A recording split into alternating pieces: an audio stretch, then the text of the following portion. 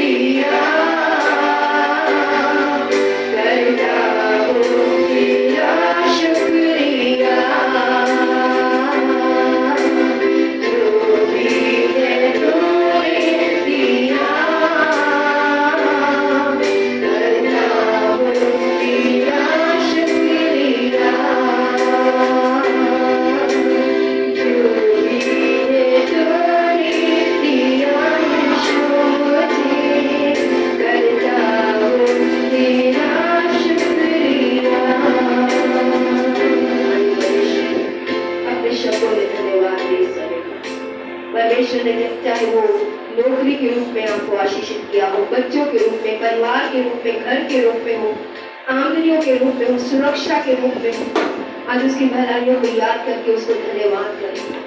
वचन गवाही देता है परमेश्वर एक ही बलिदान से प्रसन्न होता है और वो है धन्यवाद का बलिदान। वचन कहता है हर एक परिस्थिति में परमेश्वर पिता का धन्यवाद करो क्योंकि यीशु मसीह में परमेश्वर की तुम्हारे लिए यही इच्छा है।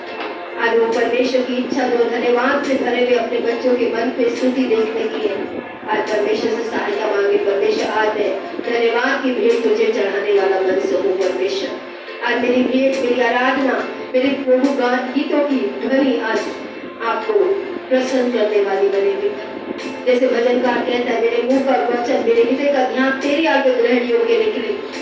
आज परमेश्वर से मदद मांगे। परमेश्वर आज मेरे ध्यान को प्रभु तेरी तरफ आने में मदद कर, मेरी सोच को मुझे तेरी तरफ आने में मदद कर। हर एक वो कल्पना, हर एक वो शिक्षा जो मुझे परमेश्वर की पहचान से अलग लेके जाती है, यीशु मसीह की चरणों की बंधुआई में आज प्रभु हम खंडित करते हुए अधीनता में आने की विनती करते हैं। धन्यवाद प्रभु, आपने अब तक हमें संभाला, अनुग्रह में बना के रखा प्रभु। जीवितों की भूमि पे आपकी भलाइयों को दिखाया है और आगे भी आप ही भलाइयां दिखाएंगे प्रभु। उसका विश्वास हम आप में रखते हुए ये सारी विनती प्रार्थना यीशु मसीह के नाम से मांगते हैं, आमीन। आइए समय हम ताली बजाते हुए परमेश्वर की आराधना करेंगे। धन्यवाद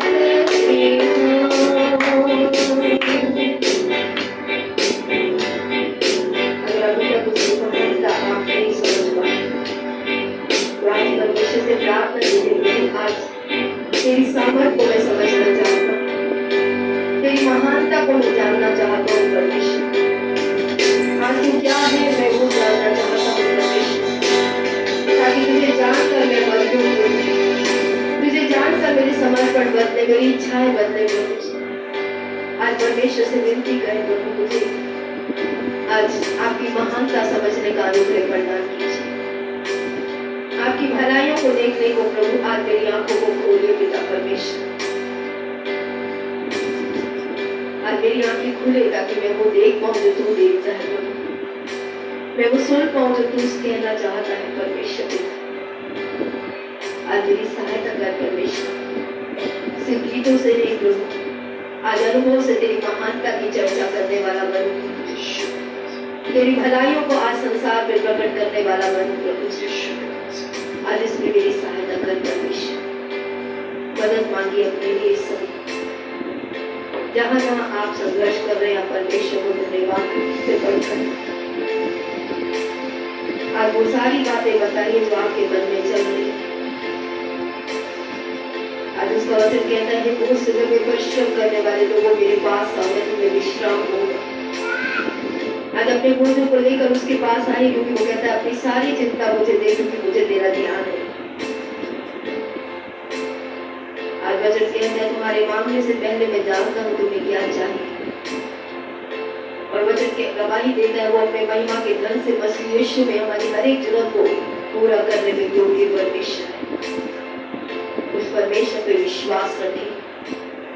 परिस्थितियों को बदलने वाले, हालातों को बदलने वाले, मनों को बदलने वाले परमेश्वर की तरफ अपनी आंखें उठाइए, जिसने कहा स्वर्ग और पृथ्वी दोनों का अधिकार मेरे पास है।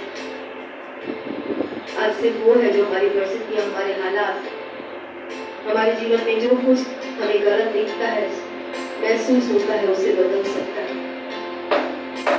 और उस कहता है अपने बुलाए जाने के विषय में सोचो, न शरीर से बलवान, न संसार के ज्ञानियों में से परमेश्वर ने हमें चुना, बल्कि कमजोरों में से, तुच्छों में से, जो कुछ है ही नहीं, वहां से परमेश्वर ने हमें चुना। आज परमेश्वर का धन्यवाद करें कि प्रभु मैं कुछ नहीं था, लेकिन तूने मुझे फिर भी चुना। तेरा वचन कहता है भविष्य क्या है तो तू उस पर दृष्टि डाले, लेकिन फिर भी तूने मुझ पर दृष्टि डाली प्रभु। धन्यवाद परमेश्वर तेरी भलाइयों का, जो तूने की है, जो तू कर रहा है, जो तू करेगा प्रभु, क्योंकि तुझमें बुराई है ही नहीं प्रभु। आज मुझे भी वो भलाइयां देखने वाला मन दे दे, क्योंकि तूने कहा सब बातें मिलकर मेरे लिए भलाई को उत्पन्न करेंगी। आज प्रभु जब मुझे भलाई नहीं दिखती, तब भी भलाई देखने में मेरी मदद कर, परमेश्वर से सहायता मांगे।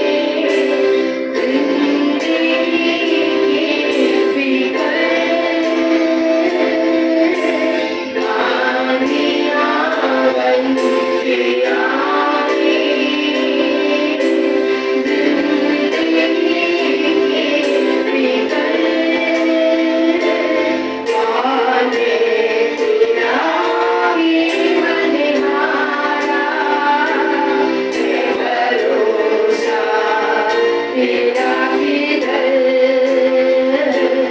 कौन है तेरा भी बनिहारा है भरोसा तेरा किधर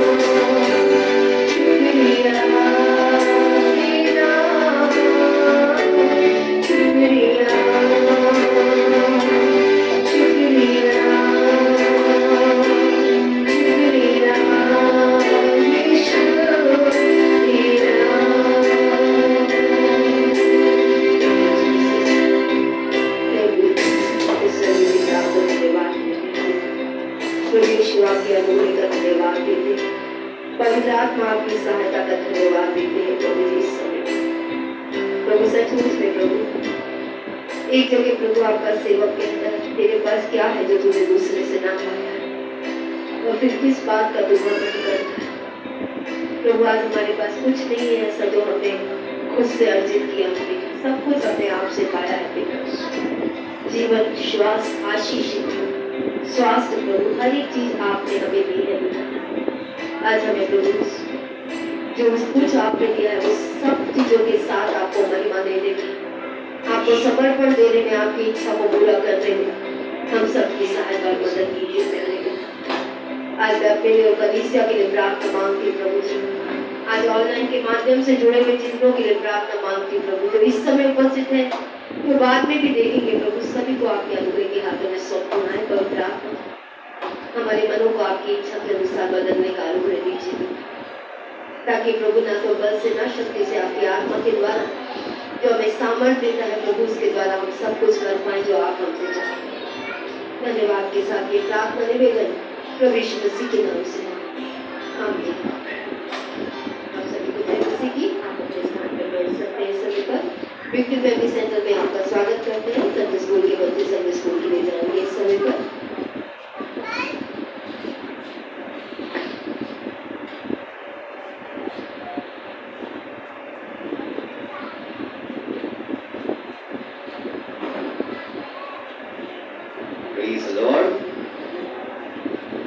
परमेश्वर की स्तुति हो।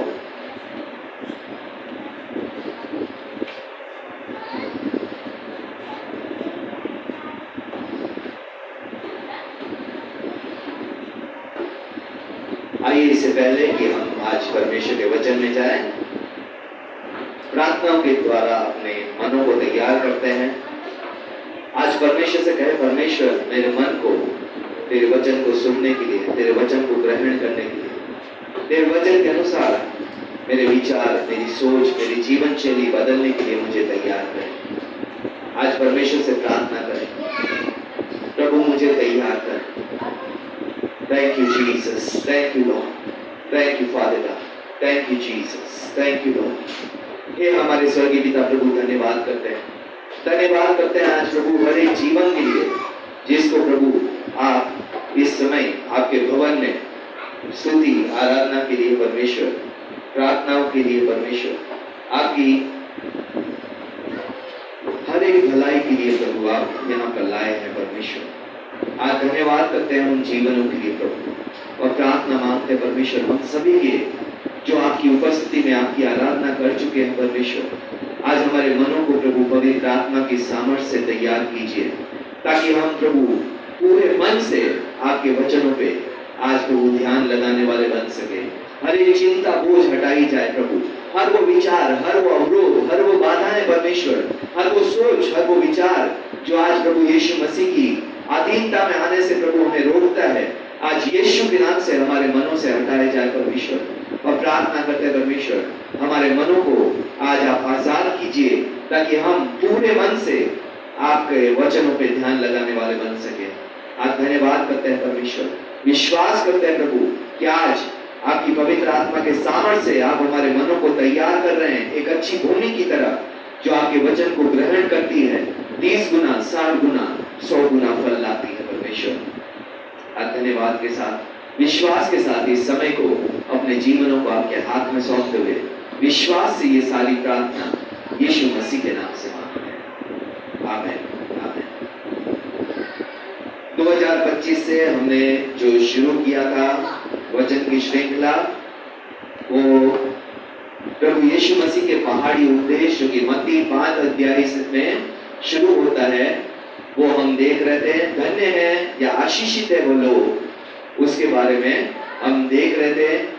और आज जो है हम उसके 5वें वचन पे, यानी कि 5वीं धन्य आशीष पे हम आ गए हैं। लेकिन इससे पहले कि हम इस आज के वचन में जाए, हमें ये समझना जरूरी है कि परमेश्वर ने ये धन्य वचन या आशीष वचन किस लिए दिए हैं। परमेश्वर अपने लोगों को या स्वर्ग में जो नागरिक बनने वाले हैं, स्वर्ग में जो रहने वाले हैं, उनके जीवनों में ये सारी बातें इस पृथ्वी पे दिखना बहुत जरूरी है। और जैसे कि हम देख चुके कि कि परमेश्वर कहता है धन्य है या आशीषित है वे लोग, इसका मतलब ये जितने हम चरित्र की बात कर रहे हैं, जितने व्यवहार करने के तरीकों की बात कर रहे हैं, वो सारे के सारे परमेश्वर के साथ अनंत जीवन के लिए रहने वाले लोगों के चरित्र के हिस्से। आज परमेश्वर उन्हीं लोगों को अपने साथ रखेगा जिनका चरित्र उसके स्वरूप और समानता में इस पृथ्वी पर रहकर बदला। और आज मैं विश्वास करता हूं कि ये धन्य आशीषित वचन जो परमेश्वर ने दिया है वो एक ऐसे चिन्ह है जिससे हम जान सकते हैं कि क्या हम प्रभु के साथ अनंत जीवन में प्रवेश करेंगे या नहीं करेंगे। और इसलिए हम ये नहीं कह सकते कि प्रभु के वचन के द्वारा हम अगर ये बातों का पालन करेंगे तो हम पक्का उद्धार पाएंगे, लेकिन जो उद्धार पाए हुए हैं उनके जीवन में ये बातें दिखना बहुत जरूरी है। जब हम यीशु मसीह के साथ जुड़ते हैं तो यीशु मसीह का चरित्र, यीशु मसीह का स्वभाव, यीशु मसीह की सोचने का तरीका, यीशु मसीह के व्यवहार करने का तरीका, यीशु मसीह का मन हमारे मनों को बदलता है। ठीक है, और ये यूनियन यानी कि ये एक जुड़ाव जो परमेश्वर यीशु मसीह के साथ होता है वो हमें इन सभी बातों में बदलने के लिए तैयार करता है। और ये एक आईना है कि आज हम अपने आप को जान सकते हैं कि क्या मैं धन्य या आशीषित व्यक्ति हूँ जो परमेश्वर का चुना गया हूँ, जो परमेश्वर ने मुझे संसार से अलग किया है। क्या मैं परमेश्वर की स्वरूप और समानता में अपने आप को देख पाता हूँ, क्योंकि ये सारी बातें परमेश्वर के खुद के चरित्र में हैं और परमेश्वर चाहता है कि हम विश्वासियों के चरित्र में भी वो आने वाली बन सके। और ये जो क्रम है वो चढ़ते हुए क्रम में, यानी कि जैसे हम यहाँ से ये सीढ़ियां चढ़कर बाहर निकलते हैं वैसे ही एक एक जो आशीषित वचन है वो चढ़ते हुए क्रम में, यानी कि आप सीधा तीसरे वचन पे नहीं पहुंच सकते, सीधा पांचवें वचन पे नहीं पहुंच सकते, सीधे लास्ट स्टेप पर नहीं पहुंच सकते। कोशिश करोगे तो आप गिरोगे ही गिरोगे। ठीक है, ऐसे ही परमेश्वर ने ये जो धन्य और आशीषित वचन दिए हैं वो चढ़ते हुए क्रम में, यानी कि आप पहला स्टेप जब तक नहीं पालन करोगे तब तक आप दूसरे स्टेप तक नहीं पैर रख पाओगे। और पहला हमने देखा था मत्ती 5:3 वचन, धन्य है और आशीषित है वो मनुष्य जो मन के दीन है। और उसमें हमने देखा था कि मन के दीन होना क्या होता है, कि मुझ में वो कुछ नहीं है जो परमेश्वर मुझसे आशा रखता है। आज वो शुरुआत का स्टेप है। अगर हम सोचते हैं हमारे पास तो सब कुछ है जो परमेश्वर चाहता है, तो हम कभी भी परमेश्वर के स्वभाव और समानता में कभी नहीं बन पाए। परमेश्वर के पास सब सामर्थ्य है, लेकिन परमेश्वर कभी भी घमंड से भरा हुआ परमेश्वर नहीं है। और आज अगर हम कहते हैं कि हमारे पास वो सब कुछ है जो परमेश्वर चाहता है, तो हम कह देते हैं कि हम संपूर्ण हैं, हम में कोई कमी नहीं है, हम में कोई पाप नहीं है। और वचन कहता है जो कहता है कि मेरे अंदर कोई पाप नहीं है वो झूठा है। ठीक है, इसलिए सबसे पहला आशीषित वचन जो परमेश्वर ने कहा था, धन्य है वो जो मन के दीन या तो मन के नम्र है। और उसका हमने देखा था कि मेरे अंदर वो नहीं है जो परमेश्वर चाहता है। मेरे अंदर आज वो नम्रता नहीं है, मेरे अंदर वो स्वभाव नहीं है, मैं स्वार्थ से भरा हुआ व्यक्ति हूँ। मैं आज गलत सोच वाला, गलत नजरों वाला, गलत विचार वाला, गलत इच्छाओं वाला, गलत भावना वाला, गलत बोलने वाला, गलत सुनने वाला, सब कुछ गलत करने वाला व्यक्ति। और जब तक हम ये रियलाइज नहीं करते हैं तब तक हम परमेश्वर से जुड़ नहीं सकते, क्योंकि परमेश्वर पवित्र परमेश्वर है और वो पापी मनुष्य से जो ये भी मानने को तैयार ना हो कि मुझ में कोई पाप नहीं है, परमेश्वर उससे नहीं जुड़ सकता। वो घमंडी व्यक्ति, और परमेश्वर का वचन कहता है परमेश्वर घमंडियों का विरोध करता है। और आज इसलिए हमें ये समझना जरूरी है, पहला स्टेप है ये समझना कि मुझ में वो नहीं है जो परमेश्वर तुझसे इच्छा रखता है। तो मैं क्या करूंगा? परमेश्वर से मांगूंगा, परमेश्वर आज मुझ में वो नहीं है जो तू चाहता है। और दूसरा वचन कहता है, धन्य है वो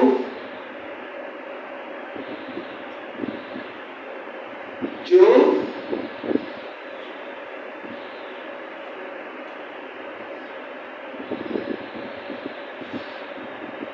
मौन, यानी कि जो शोक करते हैं। क्यों हम शोक करते हैं? क्योंकि मैं परमेश्वर से जुड़ना चाहता हूं, मैं परमेश्वर के साथ रहना चाहता हूं, लेकिन मुझ में कोई भी ऐसी अच्छाई नहीं है जिससे कि परमेश्वर को पसंद आए। मुझ में ऐसी कोई बात नहीं है जो परमेश्वर को अच्छी लगती हो। तो मैं क्या करता हूं? उसके लिए रोता कि मैं आज पाप से भरा व्यक्ति हूं, मेरा बोलने में आज पाप शामिल है, मेरे देखने में, मेरी इच्छाओं में, सब जगह पाप शामिल है। परमेश्वर, जैसे पौलुस कहता है, मुझे इस पाप की देह से कौन छुड़ाएगा? और शोक करना इसलिए नहीं कि हम संसार में पीछे हैं, इसलिए नहीं कि हमारे प्रियजनों की मृत्यु हो गई है, इसलिए कि मुझ में वो नहीं है जिससे कि मैं परमेश्वर को खुश कर सकूं। मुझ में वो बात नहीं है जिससे कि मैं परमेश्वर से जुड़ सकूं। और इसलिए धन्य है वो जो शोक करते हैं। परमेश्वर कहता है वो आज परमेश्वर से आनंद प्राप्त करेंगे। तीसरा हमने देखा था, धन्य है वो जो नम्र है। ठीक है, और उसमें हमने देखा था कि हमारे अंदर जंगली स्वभाव है। क्यों आज हम परमेश्वर की अधीनता में नहीं आना चाहते? क्यों हमें परमेश्वर नहीं चाहिए? क्यों हमारे जीवन में कोई रोकने टोकने वाला हमें नहीं चाहिए? क्योंकि हमारे अंदर एक जंगली स्वभाव है जो किसी की सुनना नहीं चाहता, किसी की अधीनता में नहीं आना चाहता, किसी को अपने जीवन में बोलने देना नहीं चाहता, किसी के से सच नहीं सुनना चाहता, जो मन में आए वही करना चाहता। हमने सभी ने ये स्वभाव, और इस वजह से हमने देखा था कि हम परमेश्वर के भी अधीनता में नहीं आना चाहते, परमेश्वर की भी नहीं सुनना चाहते, परमेश्वर के साथ भी जुड़ नहीं सकते। क्योंकि जंगली जानवर को कोई अपने घर में पालतू बना के नहीं रखता, क्योंकि वो कभी भी बिगड़ सकता है, कभी भी गुस्सा करके उसी को मार सकता है जिसको उसने पाला हो। इसलिए आज परमेश्वर की अधीनता में आने के लिए हमें वो स्वभाव चाहिए, वो मन चाहिए जो परमेश्वर के वचन के अनुसार चलना चाहे, परमेश्वर को हाँ और बाकी सबको ना कहना चाहिए। आज हमारी प्रॉब्लम क्या है? हम परमेश्वर को बड़ी आसानी से ना कह देते हैं, बाकी सबको हाँ हाँ हाँ हाँ करते रहते हैं। और आज ये सबसे बड़ी प्रॉब्लम है। क्यों? क्योंकि आज हम मैन प्लीजर बनना चाहते हैं, हर एक इंसान को खुश करना चाहते हैं और परमेश्वर को ना कह देते आसानी से। परमेश्वर, प्रार्थना के लिए टाइम नहीं है, बॉस ने 5 मिनट जल्दी आने को बोला, मुझे पहुंचना पड़ेगा। परमेश्वर, आज बच्चे को जल्दी छोड़ने जाना है, आज मैं लेट उठा हूं, परमेश्वर तेरे साथ रिश्ता नहीं रख सकता हूं, बच्चे को स्कूल से टाइम पहुंचाना है। परमेश्वर, आज मुझे ये तो करना ही है, खाना तो बना के ही जाना है, चाहे तेरे साथ रिश्ता रहे ना। आज हम सभी ऐसे व्यक्ति, और हम जानते हैं हम कहां आज गिर रहे। और परमेश्वर आज हमारे अंदर वो नम्रता पैदा करना चाहता है, क्योंकि हमने परमेश्वर को ना कहना और संसार भर को हाँ कहना सीख लिया। और आज हम सोचते हैं परमेश्वर को हाँ कहना बड़ा आसान है। हाँ कहना तो आसान है, लेकिन परमेश्वर हाँ कहने के बाद जो कहने को करता है, जो करने को कहता है, वो करना बड़ा मुश्किल है। वचन कहता है, एक पिता के 2 पुत्र थे, उसने पहले से कहा, जा दाख की बाड़ी में जाके काम कर। हाँ पिता मैं जाऊंगा, लेकिन गया नहीं। दाख की बाड़ी में कुछ फर्क आया? परमेश्वर की इच्छा, पिता की इच्छा पूरी हुई? नहीं। उसने हाँ बोला, लेकिन अपने आराम को ना नहीं बोल पाया, बेड से उठ ही नहीं पाया बेचा। हाँ परमेश्वर जाऊंगा जाऊंगा, है ना, परमेश्वर प्रार्थना करूंगा, नींद नहीं छोड़ पाते। परमेश्वर के लिए जल्दी सोना नहीं चाहते, जल्दी उठना नहीं चाहते, परमेश्वर के लिए अपने जीवन को डिसिप्लिन नहीं करना चाहते। परमेश्वर मैं तुझे हाँ कहना चाहता हूँ, कैसे हाँ कहेंगे? और हाँ कहने का फायदा क्या है जब वो कर ही नहीं पाएंगे जो परमेश्वर चाहता है। और इसलिए हमें मन में नम्रता, दीनता जरूरी है। फिर हमने देखा अगर हमें अधीनता में रहना आ गया तो हमारे अंदर परमेश्वर की उपस्थिति के लिए भूख और प्यास, जो कि धार्मिकता की भूख और प्यास पैदा होगी, जो कि हमने लास्ट टाइम सीखा कि परमेश्वर के वचन की भूख और प्यास, परमेश्वर की उपस्थिति की भूख और प्यास, परमेश्वर के लोगों के साथ संगति की भूख और प्यास, परमेश्वर क्या कहता है उसको पूरा करने की भूख और प्यास। आज हम सभी दिन में 3 बार भूखे हो जाते हैं। सुबह उठते ही हम खाना ढूंढने लगते हैं, दोपहर होते ही हमें खाना चाहिए, शाम होते ही हमें खाना चाहिए। हम अपने शरीर की भूख और प्यास का बड़ा ध्यान रखते हैं। आज हमारी आत्मा जो परमेश्वर की उपस्थिति की भूखी है, आज हमारा प्राण, जैसे दाऊद कहता है कि तेरी उपस्थिति को तरसता है, उसकी भूख और प्यास को हमें कोई परवाह नहीं करते। और इसलिए हमने देखा कि हमें आज जंक फूड को, यानी कि उन बातों से जिससे आज हमने जीवन भर लिया है, उसको मना करना पड़ेगा अगर हम प्रॉपर फूड यानी कि परमेश्वर की उपस्थिति की भूख और प्यास रखना चाहते हैं। और आज जो है हम उसका 5वां वचन देखने जा रहे हैं। अगर हमने ये बात यहां तक हम सही हो गए तो परमेश्वर का वचन कहता है हम में 3 आत्मिक फल आएंगे। वचन 7, वचन 8 और वचन 9 में 3 आत्मिक फलों की बात कर रहे हैं। पहला आत्मिक फल है वो है परमेश्वर की दया हमें भर जाना। दूसरा आत्मिक फल है प्योरिटी, शुद्धता, मन की शुद्धता। और तीसरा आत्मिक फल है जो कि 7, 8 और 9 वचन में लिखा है मत्ती 5 के। पहला आत्मिक फल दयावंत, धन्य है वो जो दयावंत है। दूसरा, धन्य है वो जो मन के शुद्ध है।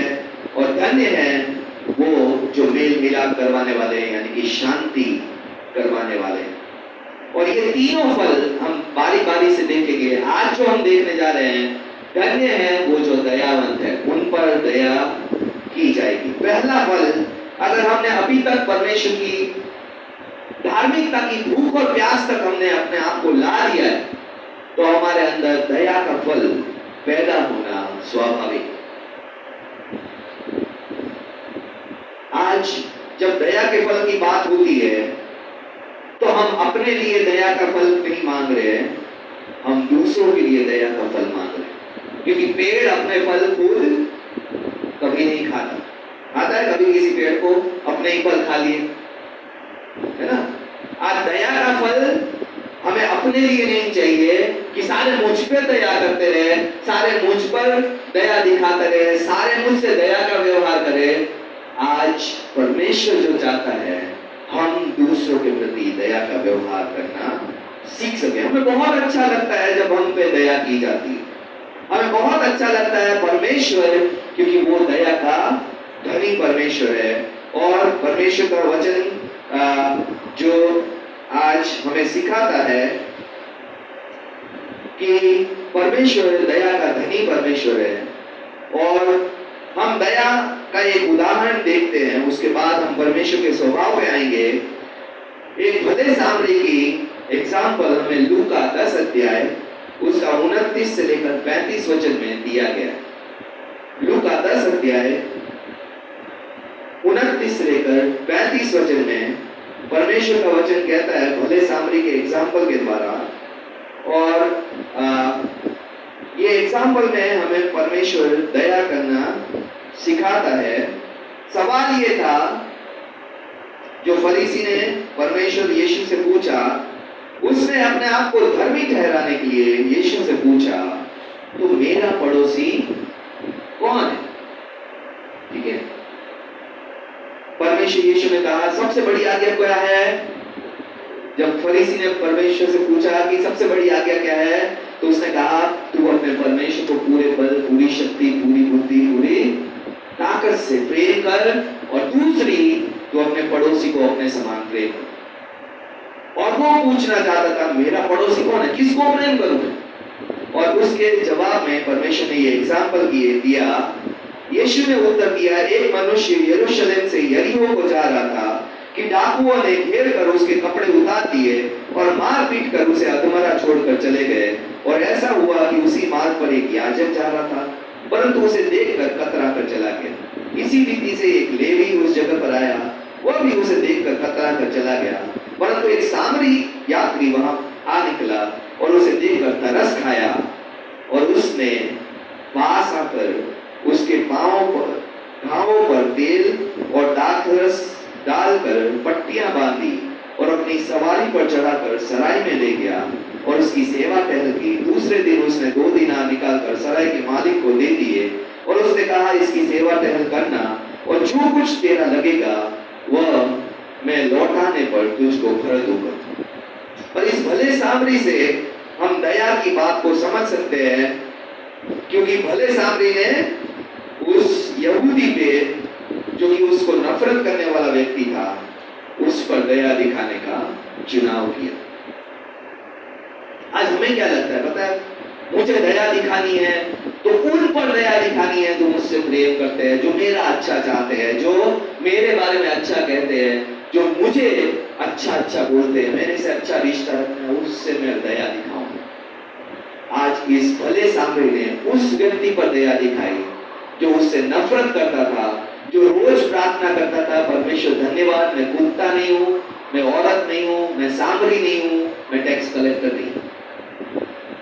ऐसी प्रार्थना करने वाले व्यक्ति को जब उसको मार पीट हुआ देखा, उसको नंगा देखा, तो भले सामरी ने उस पर तरस खाया। और इसी से हम तरस सीख सकते हैं। आज हमें बहुत लोगों पे तरस आता है, अरे बेचारा, रहने के लिए जगह नहीं है, पहनने के लिए कपड़े नहीं है, खाने के लिए खाना नहीं है, ये नहीं है उसके पास, वो नहीं है। लेकिन हमारा तरस कोई काम का नहीं है, क्योंकि हम ये बोलकर अपने काम पे निकल जाते। बेचारे के बच्चों का क्या होगा, बेचारे की पत्नी का क्या होगा, ये हो गया, वो हो गया, हम बोलकर आगे बढ़ जाते हैं अपनी लाइफ में। जैसे चलते थे वैसे चलते रहे। कि ये दया की परमेश्वर बात करता है? नहीं। आज हम ऐसे तो बहुत लोगों पे दया करते हैं। बेचारा कितना समस्या है, बेचारे के बच्चों को देखो, इसके जरूरतें कैसे पूरी होगी, बेचारा ये कर नहीं पाएगा, वो नहीं कर पाता, उसको नौकरी नहीं मिल रही है, तनाव में है, ये है, वो है। हम हजारों बातें दया की बोलते हैं, लेकिन सामरी ने जो किया, उसने दूसरी बात की जो हम कभी नहीं करते। उसने अपना रास्ता बदलकर उसके जीवन को बेहतर बनाने की कोशिश की, उसकी परिस्थितियों को बदलने की कोशिश की, उसके हालातों को बदलने की कोशिश की, और उसने कार्य किया जो हम कभी दया की बातें बहुत करते हैं, कार्य कभी नहीं करते। उसने दया का कार्य किया। इसलिए दया 2 बातों से बनी हुई है। एक, आपके मन में तरस आना, एक आपके मन में उसके प्रति दया आना, और दूसरा, उस दया को आपके कार्यों के द्वारा प्रकट करना इस तरीके से कि जो उस परिस्थिति में है, उस परिस्थिति से बाहर आने वाला बन सके, जिससे कि उसको दया की जरूरत ना पड़े। आज ये दोनों बातें होनी, वो दयावंत होने की निशानी। और आज परमेश्वर ये दोनों बातें करता है, इसलिए हम परमेश्वर के पीछे चल रहे हैं। आज क्यों हमने अपना धर्म छोड़ा, क्यों हमने अपनी जाति भाषा के लोगों को छोड़ा, क्यों हम सब लोगों से विरोध सहकर आज परमेश्वर के पास आए हैं? क्योंकि परमेश्वर ने हम पर दया दिखाई। परमेश्वर ने बेचारा करके हमें भगा नहीं दिया।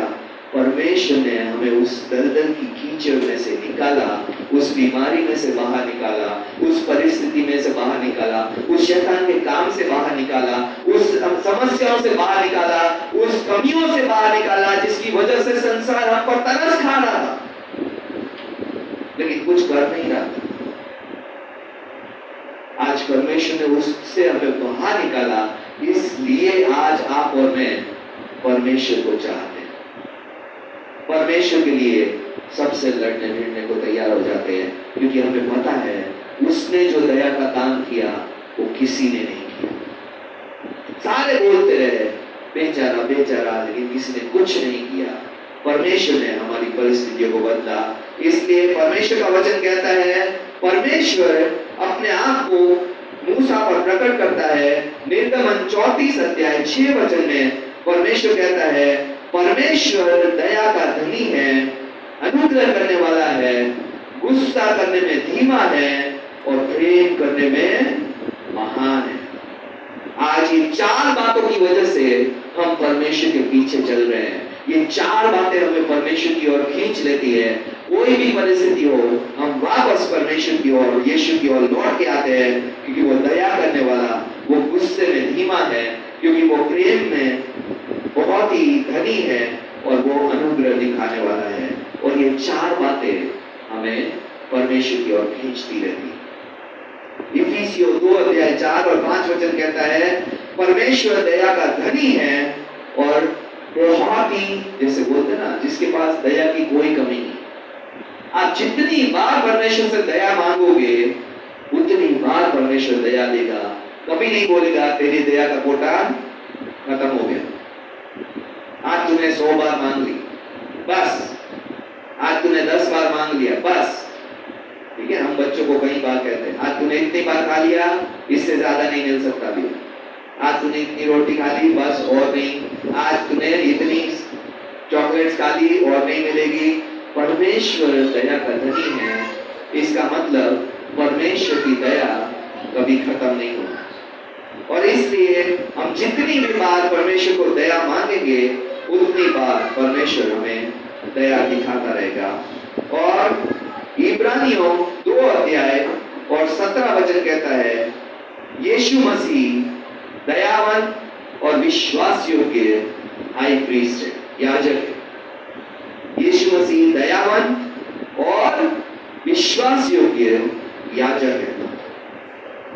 अगर एक याजक, एक परमेश्वर का जन दया से नहीं भरा होता, तो वो हाई प्रीस्ट नहीं कहलाता, क्योंकि वो परिस्थितियों को समझ ही नहीं पाता।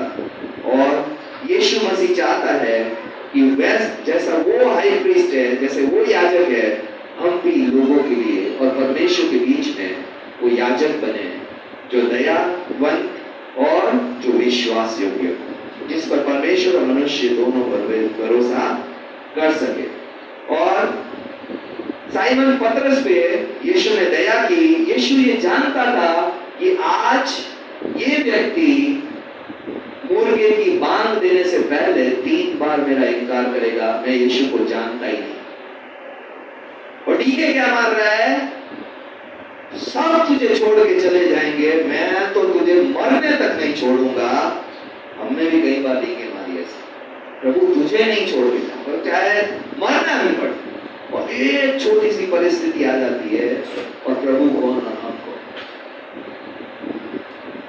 लेकिन परमेश्वर दया का धनी है। उसने पतरस को कहा,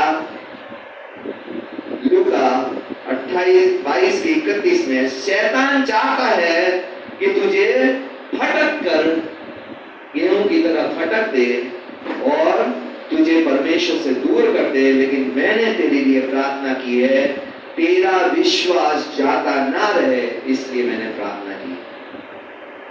मुझे नहीं पता, अगर आपने किसी को विश्वास में लाया है और आपको पता है ये व्यक्ति मुझे पहचानने से इनकार कर देगा, ये व्यक्ति यीशु मसीह को ग्रहण करने से इनकार कर देगा, ये व्यक्ति परमेश्वर को कभी भी किसी लोगों के सामने ओपनली ग्रहण नहीं कर पाएगा, तब भी कितने कहेंगे कि मैंने तेरे लिए प्रार्थना की है, तो विश्वास में मजबूत। हम सोचते हैं छोड़ इसको, इसमें क्यों टाइम वेस्ट करना, हम दूसरे व्यक्ति को विश्वास में ले आए। लेकिन परमेश्वर ने दया का धनी है, उसने पतरस को छोड़ा नहीं। और पतरस जब वापस आया, यीशु ने उससे पूछा, क्या तुम मुझसे प्रेम करता है? यूहन्ना 21 अध्याय 15 का 17 तक देखते हैं, 3 बार यीशु ने पूछा, क्या तुम मुझसे प्रेम करता है?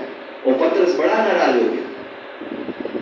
3 बार परमेश्वर ने पूछ लिया, सबके सामने मेरे लिए इंसल्ट कर दी, क्या तुम मुझसे प्यार करता है? क्या तुम मुझसे प्यार करता है?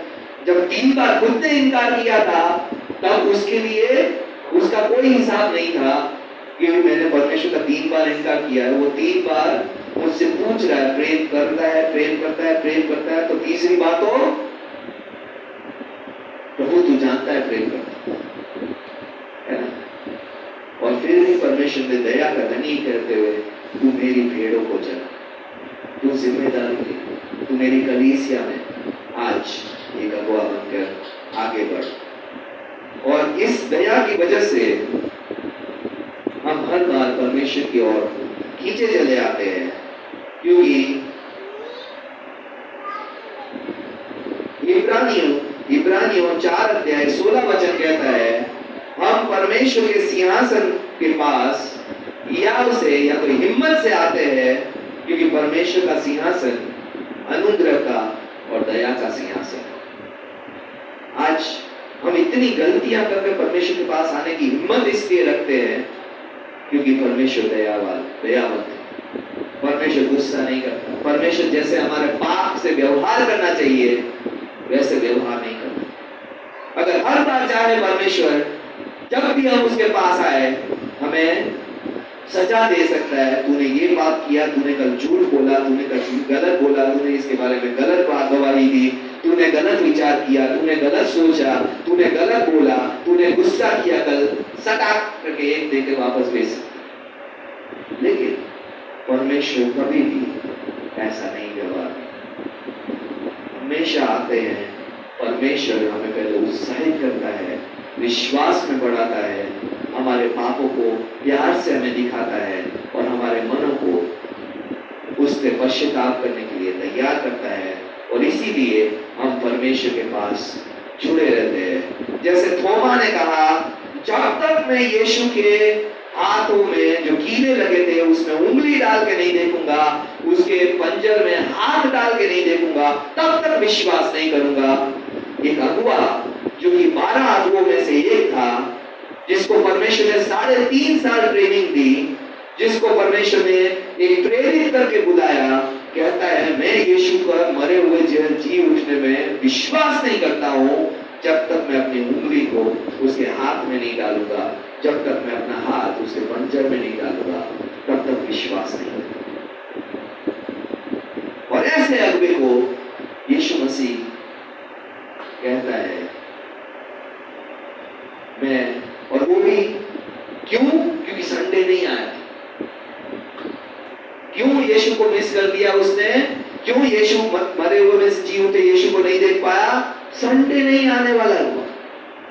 और हम सोचते हैं कैसा हुआ है, संडे नहीं आता है, परमेश्वर के दिन का आदर नहीं करता है, परमेश्वर के घर में संडे नहीं आ रहा है और यीशु को मिस कर दिया। और फिर कहता है मैं मान ही नहीं सकता यीशु जी उठे।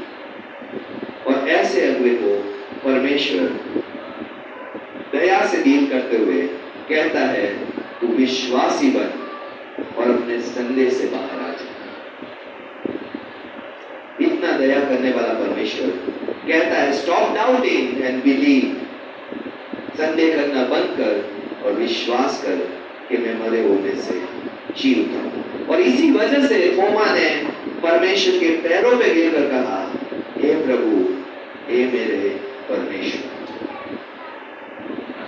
आज परमेश्वर दया करता है, हमें बहुत अच्छा लगता है, लेकिन परमेश्वर चाहता है हम भी परमेश्वर की तरह दूसरों पे दया करने वाले बन सके। ना सिर्फ परमेश्वर का चरित्र दयावंत है, परमेश्वर चाहता है हर विश्वासी दूसरों पे दया करने वाला बन सके। हमारा स्वभाव क्या है? हम न्याय करते हैं। ये विश्वासी प्रार्थना में नहीं दिखा, आज जरूर कहीं गलत जगह गए हो। ये विश्वासी आज सैटरडे है, शाम को नहीं दिखा, शनि मार्केट घूम रहा हो। ये विश्वासी आज संडे कलीसिया में नहीं आया, जरूर यहाँ वहां गया हो।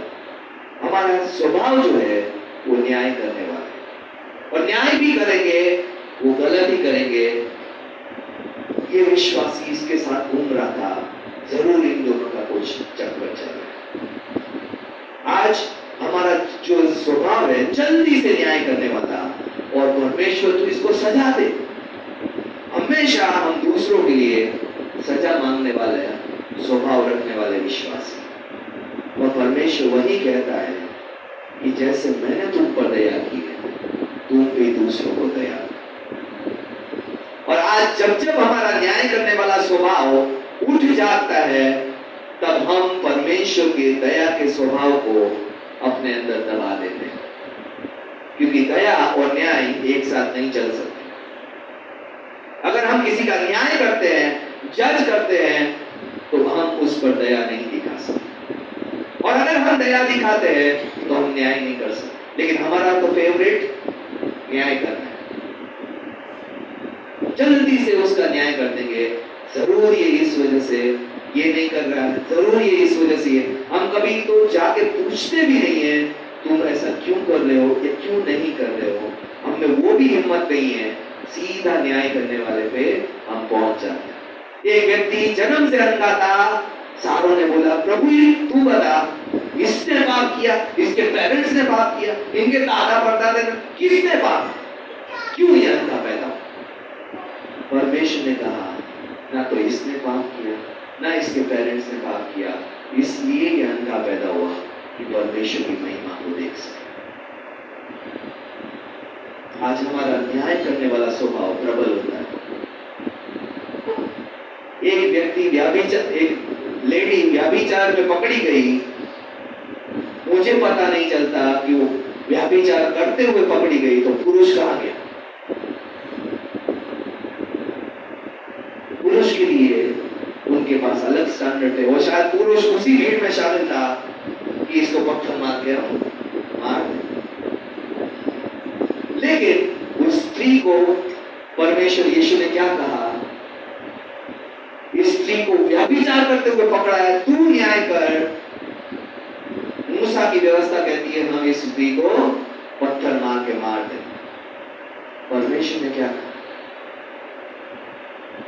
उसने कहा तुम में से वो पहला पत्थर मारे जिसने पाप ना किया। क्यों किसी ने पत्थर नहीं मारा? क्योंकि न्याय करने को सारे भाग पड़े थे, लेकिन अपने पाप को भूल गए। आज हम दूसरों का न्याय करते टाइम अपने पापों को भूल जाते हैं, अपनी गलतियों को भूल जाते हैं। हम हर रोज कितने पाप करते हैं उसका कोई हिसाब नहीं है। उसने मेरे विरोध में ये पाप क्यों किया, उसने मेरे विरोध में क्यों बोला, उसने ये बात क्यों कर दी, उसने ये पाप में क्यों कर दिया, मैं इसको इसकी सजा दे के रहूं।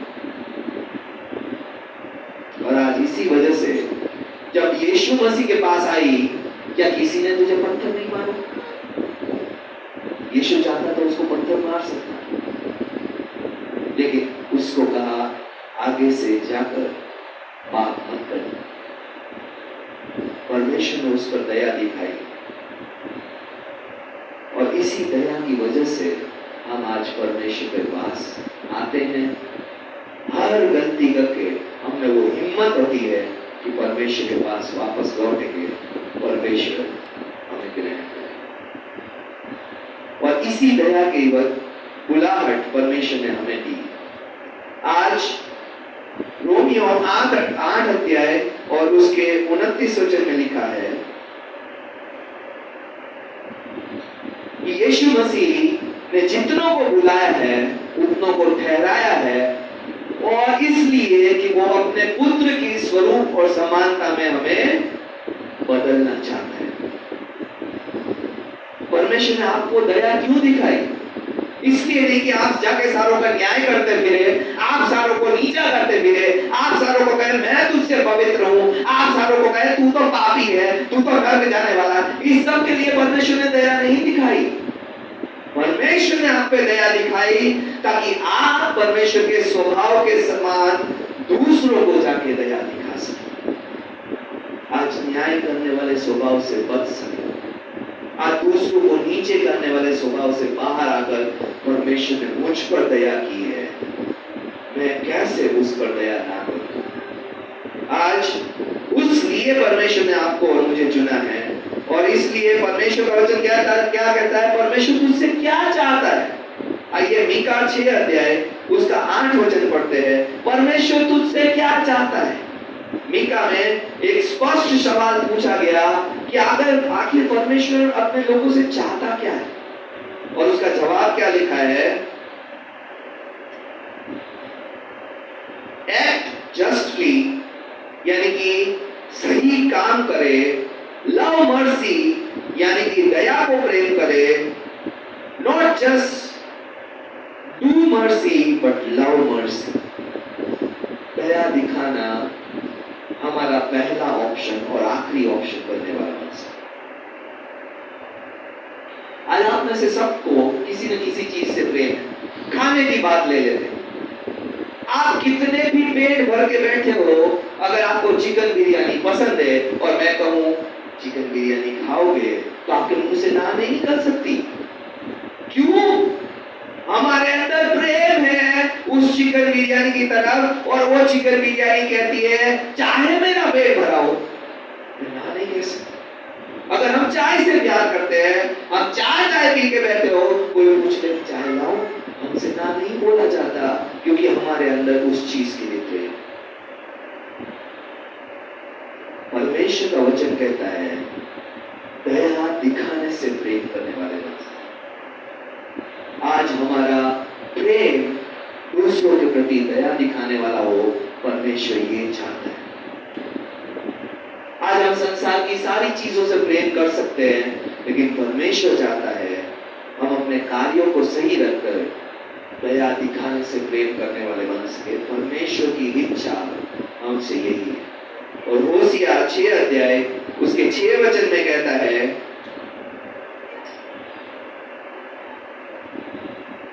कि मैं बलिदान नहीं चाहता, मैं क्या चाहता हूं? दया चाहता हूं। इनफैक्ट आप जो भी आज परमेश्वर को चढ़ावा चढ़ा रहे, बलिदान के साथ दे रहे, उससे अच्छा परमेश्वर चाहता है आप लोगों के प्रति दया दिखाना सीखें।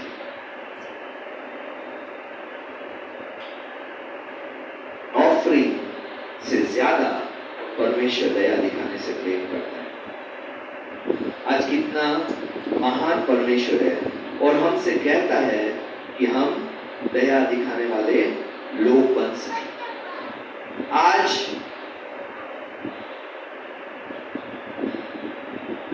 हम जीवनों को तभी बदल पाएंगे जब हम लोगों के प्रति दया दिखाने से प्रेम करना सीखेंगे। आज परमेश्वर के वचन से हम 7 बातें देख सकते हैं, लेकिन आज हमारे पास समय नहीं है, इसलिए आज हम 1 या 2 बातें देखकर हम अगली बार के लिए बाकी की बातों को रखेंगे। कब परमेश्वर चाहता है कि हम दूसरों पे दया दिखाएं? कौन कौन से ऐसे अवसर देता है, कौन कौन सी ऐसी परिस्थितियां हमारे जीवन में लाता है जब परमेश्वर चाहता है कि हम और आप दूसरों के प्रति दया दिखाएं? पहला अवसर है वो है 1 यूहन्ना 3 अध्याय 17 वचन। 1 यूहन्ना 3 अध्याय 17 वचन, और उसमें लिखा है कि अगर तू अपने भाई को कमी में देखे, घटी में देखे, और तेरे पास अगर ज्यादा है तो तू उस पर दया दिखा। और भले सामरी ने यही किया। भले सामरी के पास बहुत से ऑप्शन थे, ठीक है। भला सामरी उस डाकुओं के पीछे पकड़ने जा सकता था जिन डाकुओं ने उसका ये हालत किया, ठीक है। उसके पीछे पुलिस लेकर जा सकता था और वो डाकू को पकड़ के जेल में डलवा सकता था, लेकिन उससे उस घायल व्यक्ति को कोई फर्क नहीं पड़ता। शायद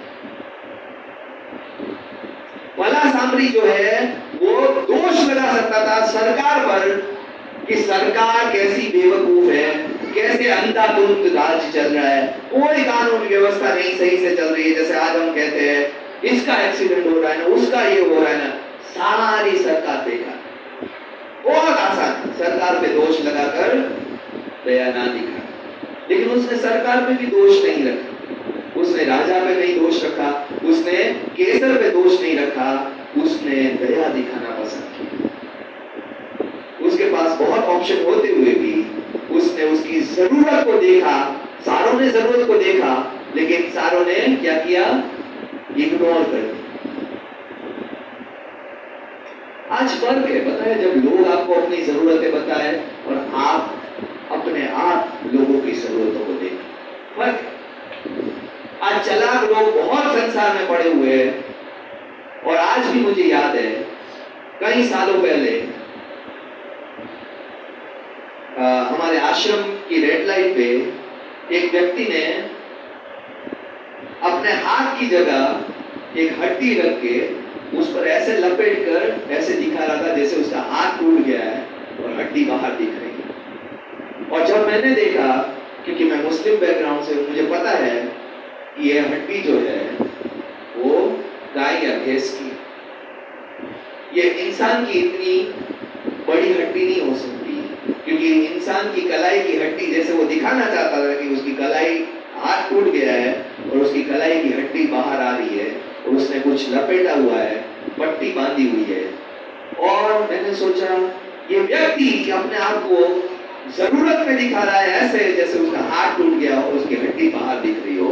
लोग दया करके उस पर उसको पैसा दे रहे हैं, और बाद में वो जाकर उस पैसे का क्या करेगा ये हम सबको पता है, क्योंकि जो झूठ में अपनी जरूरतों को दिखाता है वो उस पैसे का कभी सही उपयोग नहीं कर सकता। आज कई विश्वासी, कई अविश्वासी आपके पास आते हैं, मैं जरूरत में हूं, मेरे जीवन में ये प्रॉब्लम है, मेरे जीवन में ये समस्या है, मेरे पास इसकी जरूरत है, मेरे पास ये नहीं है, मेरे पास, प्रार्थना कर दो। आज हमें परमेश्वर से पूछने की जरूरत है, क्या ये व्यक्ति सच में जरूरत के स्थान पर? आज कई लोग मदद मांगने आते हैं जो हमसे ज्यादा कमाते हैं, जिसके खर्चे हमसे ज्यादा है, जिनके जीवन का शैली हमसे ऊपर है, और कहते हैं आप हमें मदद करो क्योंकि हम जरूरत में। और हम उनके खर्चे और सारी चीजों को देखते हुए हमें पता है यह व्यक्ति जरूरत में नहीं है, इसकी इच्छा है पूरी नहीं। आज परमेश्वर जिस जरूरत को आपको दिखाए उस जरूरत को देखो, बजाय कि लोग जो आपके पास आकर जरूरत दिखाए उस जरूरत को देखकर दया करो। वो दया नहीं और उसका कभी सही उपयोग नहीं होगा, क्योंकि इंसान ने आप तक आकर अपनी जरूरतें बताई है, वो परमेश्वर का काम नहीं हो सकता। अगर वो सच में विश्वासी है उसको परमेश्वर के पास जाना चाहिए और परमेश्वर से अपनी जरूरतों को पूर्ति के लिए मांगना चाहिए, अगर वो सच में विश्वासी है, बजाय कि लोगों के पास आकर अपनी जरूरतें बताए। विश्वास क्या है? लोग आपकी जरूरतें पूरी करेंगे, चर्च आपकी जरूरत पूरी करेगा, कलीसिया, पास्टर आपकी जरूरत पूरी करेगा? क्या ये विश्वास है कि परमेश्वर जो सारी जरूरतों को जानने वाला और पूरा करने वाला है वो आपकी जरूरत को पूरा करे? इसमें विश्वास है आपका? कहाँ है विश्वास? और कौन सा विश्वास? क्या वचन में कहते हैं लोगों के पास जाकर अपनी जरूरतों को मांगो? वही लिखा है।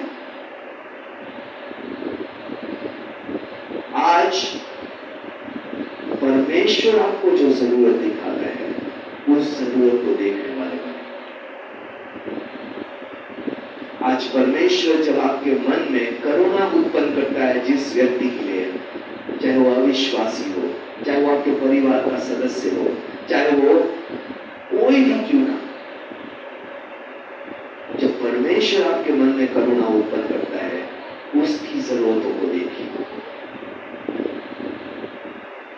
और आज उनकी जरूरतों को पूरा करने के लिए, क्योंकि परमेश्वर ने आपको क्यों दिखाया, क्योंकि परमेश्वर जानता है कि आपके पास वो मन है, आपके पास वो साधन है जिससे उसकी जरूरत पूरी हो जाएगी। अगर आप चाहेंगे तो।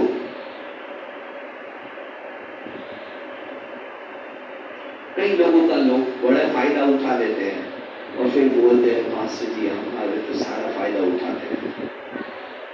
और मैं हमेशा कहता हूं कि आपने परमेश्वर से पूछा, परमेश्वर मैं इसकी मदद करूं तो कैसे मदद करूं?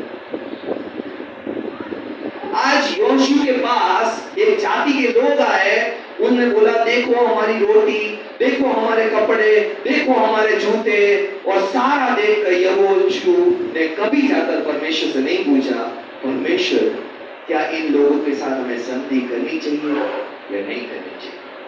एक महान अगुआ जो परमेश्वर के लोगों को वायदे के देश में ले गया, उसने देखी हुई बातों पे भरोसा करके परमेश्वर से नहीं पूछा और दूसरे ही दिन शाम को वो वहां पहुंच गए जहां पे वो लोग रहते थे। उन लोगों ने उसको बुद्धू बनाया और यहोशू को गुस्सा आया। क्यों गुस्सा आया? बुद्धू बन गया इसलिए। बहुत आत्मिक अगुआ बुद्धू बन गया। क्यों? परमेश्वर से पूछा ही नहीं, परमेश्वर क्या ये सच है जो ये लोग मुझे दिखा रहे हैं? सीधा दया दिखाने पहुंच गए। आज दया दिखाने से पहले परमेश्वर पूछे, परमेश्वर दया दिखाऊं, कैसे दिखाऊं, क्या जरूरत है इसकी, क्या मैं इसकी जरूरत पूरी करने के लिए तूने मुझे रचा है, क्या मैं सिर्फ इसके लिए प्रार्थना करूं, क्या मैं इसकी सहायता करूं? परमेश्वर से पूछे। परमेश्वर ने अंधाधुंध दया दिखाने के लिए नहीं बोला। परमेश्वर ने क्या कहा? जब एक व्यक्ति ने परमेश्वर के चरणों पे इत्र उंडेल दिया जो कि 300 दिनारी यानी कि 1 साल की कमाई से खरीदा वो इत्र था, उसने परमेश्वर के चरणों पे फेंक दिया और उस यहूदा ने कहा इस इत्र को बेचकर पैसे लाकर हम गरीबों में बांट सकते थे। परमेश्वर ने क्या कहा पता है? गरीब तुम्हारे साथ हमेशा रहे। क्या आप और मैं गरीबी को दूर कर सकते हैं? आप अपने आप को इतना महान समझते हैं? आप खुद भी लूट जाएंगे तो भी गरीब रहेंगे, ठीक है? इसलिए गरीब की गरीबी दूर करना वो जरूरत नहीं है। मेरे पास हमेशा कहा करते थे कि भूखे को मछली देने की बजाय उसको मछली पकड़ना सीखो। एक भूखे को मछली देने के बजाय उसको मछली पकड़ना सीखे, उसको वो स्किल दे जिससे कि वो अपना कमाई खुद कर सके। और आज हमें समझना है दया दिखाना, वो व्यक्ति के प्रति दया दिखाना, एक भले सामरी का अच्छा मन था, हमारे पास भी अच्छा मन हो सकता है, लेकिन अगर हम यहोशू की तरह बुद्धू बनते रहेंगे तो हमारा मन कठोर हो जाएगा। अगर हम परमेश्वर से नहीं पूछेंगे तो हम एक समय आएगा हम किसी के प्रति भी दया दिखाना नहीं चाहेंगे, चाहे वो जरूरी है चाहे नहीं, मुझे नहीं दिखाना, ठीक है? इसलिए हमेशा परमेश्वर से पूछे। दूसरा जो परमेश्वर चाहता है हम किसके प्रति दया दिखाए? यहूदा 1 अध्याय 22 वचन, और इसके साथ हम समाप्त करेंगे आज के इस वचन को। यहूदा का 22 वचन, और यहाँ पे परमेश्वर का वचन क्या कहता है? किसके प्रति हमें दया दिखाना है?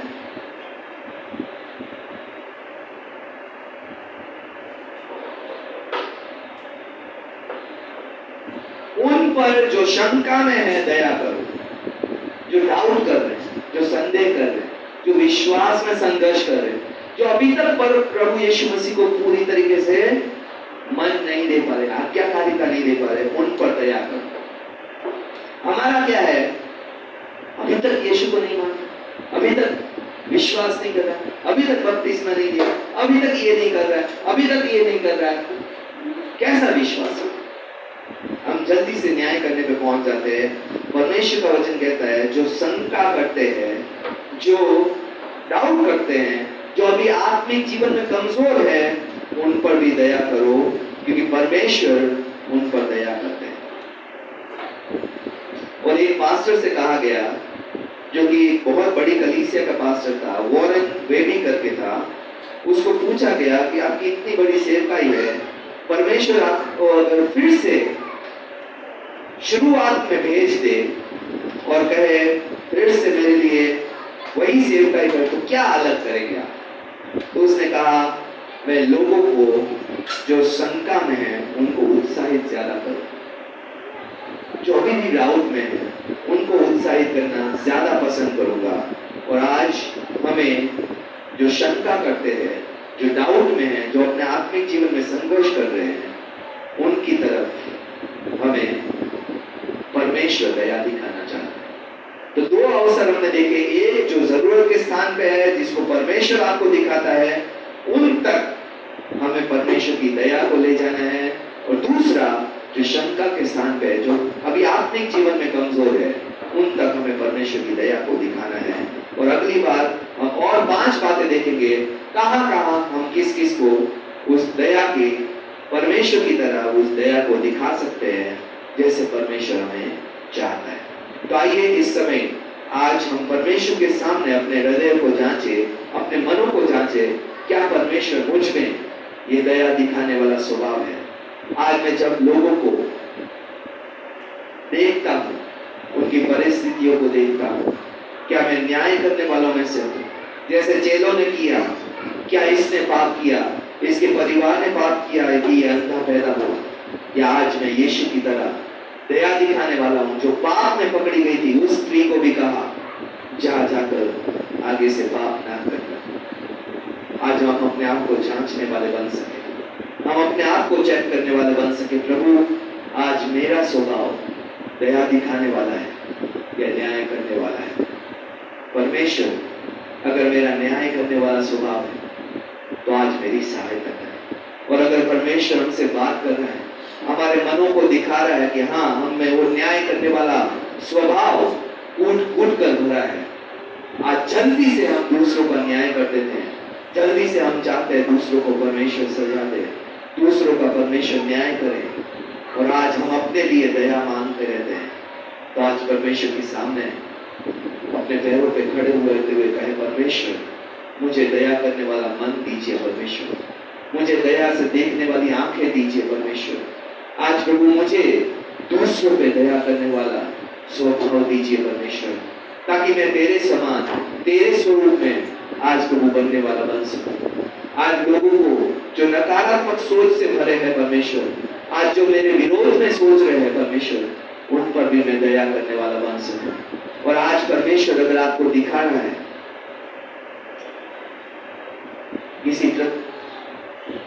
किसी स्पेसिफिक लोगों के लिए जिन पर आपको दया दिखाना है, आज जो जरूरत के स्थान पे है, जो संघर्ष कर रहे हैं, तो आज परमेश्वर से कहें, परमेश्वर मुझे इन पर दया दिखाने के लिए मेरे जीवन को तैयार कर, कि आज मैं उस याजक की तरह नहीं, उस लेवाई की तरह उसकी जरूरतों को अंधी आंखों से देखने वाला ना बनूं। परमेश्वर आज मेरी सहायता कर प्रभु, आज मैं उनकी जरूरत को जो तू मुझे दिखा रहा है, मैं देखने वाला और दया से उसकी जरूरत के स्थान को आज प्रभु बदलने वाला बन सकूं।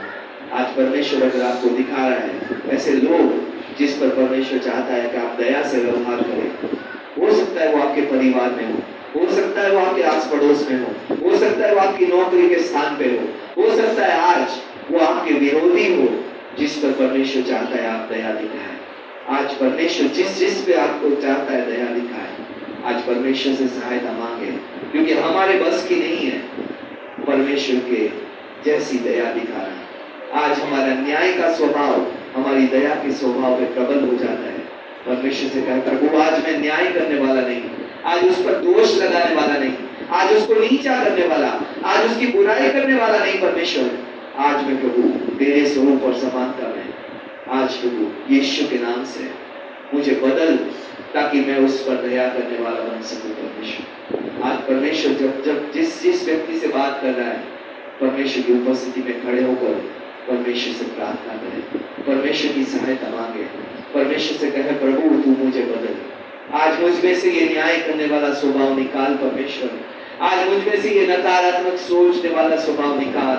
आज प्रभु जल्दी से मैं उसको न्याय करने पे नहीं, आज प्रभु मुझे वो दया करने वाला स्वभाव दे। परमेश्वर आज परमेश्वर से मांगे, क्योंकि परमेश्वर जो दया का धनी है, वो आपको भी वो दया का मन देना चाहता है। आज मुझे सभी को दया का मन देना चाहता है, ताकि हम सभी परमेश्वर के स्वरूप और समानता में बदल सके। आइए पास्टर रचना के साथ हम इस समय प्रार्थना के समय में जाएंगे। Thank you Jesus, thank you Lord, thank you father, thank you Jesus. इस समय जिस भी विषय पे जो भी बात ने आज आपके मन को वचन के दौरान स्पर्श किया, आज परमेश्वर से उस क्षेत्र में सहायता मांगे। हमें पता है कि परमेश्वर का वचन कहता है धन्य है जो दयावंत है क्योंकि उन पर भी दया की जाएगी। आज हमने सीखा कि हमें परमेश्वर की दया अच्छी लगती है और आज उसकी दया के कारण ही हम हर बार उसके पास लौट आते हैं। जैसे वो बुरा पुत्र जो जानता था उसका पिता दयालु है, उस घर के नौकरों पर भी दया करता है, तो मैं तो पुत्र हूँ।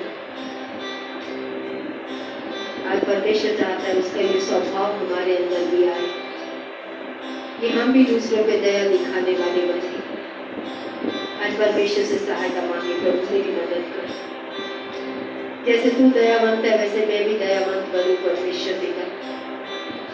जैसे तू मेरे गुनाहों को क्षमा करता है मैं भी दूसरों के गुनाहों को क्षमा करूं पिता।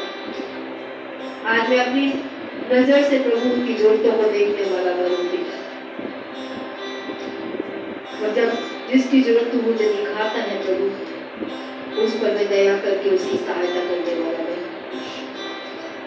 आज जो विश्वास में संदेह कर रहे हैं प्रभु परमेश्वर पे विश्वास रखने में अपनी परिस्थितियों में अपने हालातों में आज मैं उन पर दया करने वाला बनूं। पवित्र प्रभु जी आज हम सभी आपसे मदद मांगते हैं प्यारे पिता, क्योंकि अब कहीं ना कहीं हम न्याय करने वाले स्वभाव से भरे पड़े हैं पिता। लेकिन आप कहते हैं दया न्याय से भरी है पिता परमेश्वर। आपने कहा मैं बलिदान से नहीं दया से प्रसन्न होने वाला परमेश्वर हूं पिता। आज हम बलिदान चढ़ाने में अच्छे हो सकते हैं लेकिन दया करने में विफल है पिता। आज इस बात का भी अंगीकार करते हैं पिता। आज आपसे मदद मांगते हैं प्यारे प्रभु जी, हमारी सहायता कीजिए प्यारे पिता। आज हर बार जब हम न्याय करें प्रभु तो हम आपकी दया को स्मरण रखें पिता परमेश्वर कि आपने हमारा न्याय नहीं किया, क्योंकि अगर आप हमारा न्याय करते तो शायद आज भी हम वही गुनाहों में पड़े हुए होते। आपने हर बार हमें क्षमा किया है, हम पे दया की है, हमें संभाला है प्रभु, हमें रास्ता दिखाया है पिता। आज हम भी लोगों में दया करने वाले, उन्हें समझने वाले, उन्हें प्रभु आपका वचन सिखाने वाले बने पिता। आज इसमें मेरी और कलीसिया की सहायता कीजिए प्यारे प्रभु जी। आपसे मांगते हैं क्योंकि आपके पास है प्रभु जी। सच्चे जीवित पिता मैं अपने लिए और कलीसिया की सहायता मांगती हूँ। ऑनलाइन में उपस्थित हर एक भाई और बहन के लिए प्रार्थना मांगती जो इस समय या आने वाले समय में इस वीडियो के माध्यम से प्रभु इस विषय को समझेगी। पवित्र प्रभु यीशु आइए, आज अपनी दया से हमें भरिए पिता परमेश्वर। आत्मा का ये फल जो दया है पिता आज हमें कार्यकारी होने वाला बने पिता। आज हमारे न्याय करने वाले स्वभाव पे पवित्र आत्मा का नियंत्रण उतरने वाला बने पिता। और आपका ये वचन जो कहता है आप बलिदान से नहीं, त्याग से नहीं प्रभु बल्कि दया से प्रसन्न होते हैं। आज इस बात को हम स्मरण रखने वाले बने पिता परमेश्वर। आपके वचन में हमने देखा प्रभु जी कि अगर हम देखते हैं प्रभु किसी के पास घटी है और हमारे पास है लेकिन हम उसकी मदद नहीं करते तो वचन कहता है कैसे परमेश्वर का प्रेम ऐसे व्यक्ति में बना रह सकता है प्रभु। आज जब जब हम इन लोगों की जरूरतें दिखाते हैं प्रभु, लोग नहीं पिता परमेश्वर, आप हमें जरूरतें दिखाते हैं प्रभु जी और हमें योग्य भी ठहराते हैं उनकी जरूरतों को पूरा करने के लिए पिता। आज आगे बढ़कर प्रभु बिना छानबीन किए, बिना पूछताछ किए आज आपकी योजना को पूरा करने में हमारी मदद कीजिए प्यारे पिता। आज इस प्रभु मैं अपने लिए कलीसिया की सहायता मांगते प्यारे पिता। धन्यवाद प्रभु, आपका वचन कहता है धन्य है जो दया करते हैं क्योंकि उन पे दया की जाएगी पिता। धन्यवाद प्रभु, आज हमने दया पाई है, हमें दया देने में भी मदद कीजिए पिता। हमने क्षमा पाई है, हमें क्षमा करने में मदद कीजिए प्यारे पिता। आज हमने प्रभु आपसे लेकर ही आपकी सहायता से ये काम कर पाए प्रभु, इसमें हमारी मदद कीजिए पिता। मैं अपने आप को कलीसिया को आपके घरों की सुरक्षा में सौंपते हुए पिता ये सारी विनती प्रार्थना प्रभु यीशु मसीह के नाम से मांगते हैं, आमीन। आप सभी समय में बैठ सकते हैं। एक बार फिर से विक्ट्री फैमिली सेंटर नई दिल्ली कलीसिया में आपका स्वागत करते हैं। ऑनलाइन के माध्यम से उपस्थित अपने हर एक भाई बहन का हम स्वागत करते हैं। परमेश्वर आपको आशीष दे। इसी तरीके से हर संडे को 10 बजे हमारे साथ जुड़ते रहे। God bless you.